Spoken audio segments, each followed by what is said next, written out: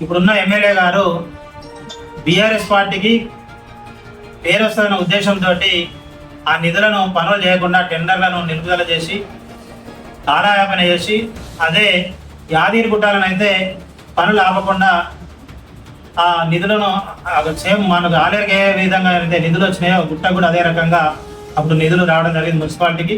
అక్కడ నేను వర్కులు చేసిండు, ఇక్కడ మేము చేయలేదు.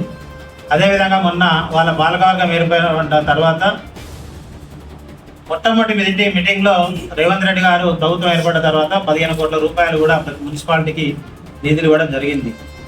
సరే, ఏదైతేనే ఉంది, ఇప్పటికైనా ఎమ్మెల్యే గారు కళ్ళు తెరిచి పాత నిధులతో పాటుగా ఇప్పుడు 15 కోట్ల రూపాయలు కలుపుకొని ఆలేరును సస్యశ్యామలు చేస్తారని చెప్పడం జరిగింది.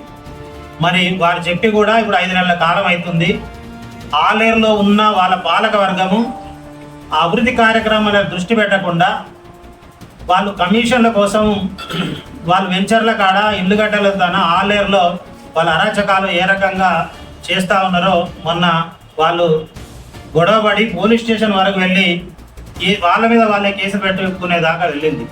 చైర్మన్కి ఎదురెళ్తే అలా మా కౌన్సిలర్ తెలంగాణ ఆవిర్భావ దినోత్సవం సందర్భంగా అక్కడికి కార్యక్రమానికి వెళితే టీ కోసం అని పైకి వెళ్ళిన తర్వాత వారే సమస్యను వెళ్ళదీసి జనరల్గా మాట్లాడుతుండగా మా కౌన్సిలర్ భర్త మధు గారు మేడం ఆలేరు అభివృద్ధి మీద దృష్టి పెట్టమని అన్నారు తప్ప మా మీదనే, అంటే మా కౌన్సిలర్ భర్త మీదనే కేసు పెట్టడం జరిగింది. మరి మేము కూడా పిటిషన్ వాళ్ళకంటే ముందే మేము ఇచ్చినాం. ఈనాటి వరకు దాని మీద ఎలాంటి విచారం లేదు. మేము మంచి ఉద్దేశంతో ఆలేరులో అన్ని పార్టీల కలిసిమెలిసి ఉన్నాం. ఎవరి మీద కూడా మేము పాలకవర్గం 5 సంవత్సరాలు ఉంది. వాళ్ళు కూడా రకరకాల బీజేపీ వాళ్ళు కానీ కాంగ్రెస్ వాళ్ళు కౌన్సిలర్ కానీ రకరకాల గొడవలు చేసిండ్రు. ఎన్నడూ కూడా వ్యక్తిగతంగా మా చైర్మన్ మీద వ్యక్తిగతంగా కూడా దూషించింది, బతుకమ్మ ఆడిండ్రు, రకరకాలను వ్యక్తిగతంగా కూడా దూషించినా కూడా మేము ఎవరి మీద కేసులు పెట్టలేదు.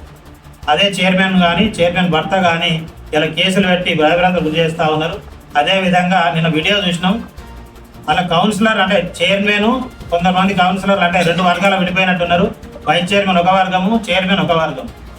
ఆలేరు అభివృద్ధి విషయం కాదు, వాళ్ళు ఏ రకంగా ఆలేరును దోచుకోవాలి దాచుకోవాలనే ఉద్దేశంతో ఇక్కడ వ్యాపారం చేస్తున్నటువంటి రియల్ ఎస్టేట్ వ్యాపారులను కానీ చూసినాము. ఏకశిల స్కూల్ దగ్గర దరిదాపు ఎకరం, గతంలో అది తెలుగుదేశం గవర్నమెంట్లో చింతకింది ఊరి సర్పంచ్గా ఉండి అప్పుడు మేము ఎంపీటీసీలుగా ఉన్నాం.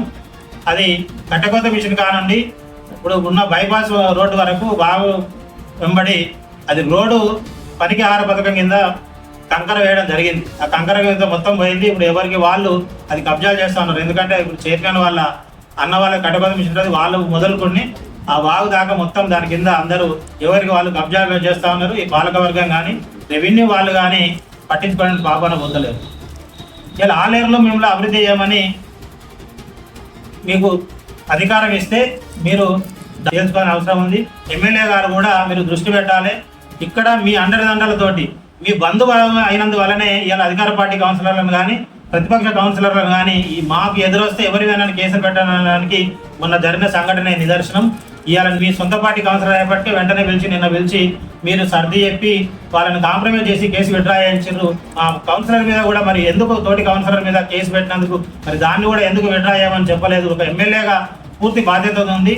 మీరు కూడా అందరికీ ఎమ్మెల్యే అనేది ఒక కాంగ్రెస్ పార్టీకే కాదు, ఆలేరు ప్రజలందరికీ ఎమ్మెల్యే, అందరినీ సమాన దృష్టితో చూడాలి. మీ కౌన్సిలర్ ఓ రకంగా వేరే పార్టీ కౌన్సిలర్ మీద కక్ష సాధింపులు జరపడం ఇది భావ్యం కాదు.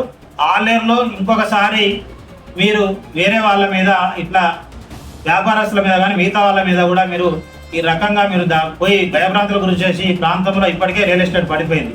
ఏ వ్యాపారాలు సజావుగా నడుస్తలేవు. ఎంతో కొంత ఎవరైనా వచ్చి వ్యాపారాలు చేసుకుందాం అనుకుంటే వాళ్ళని మీరు ఒక చైర్మన్ అక్కడికి వెళ్ళడం అనేది ఇది దౌర్భాగ్యం.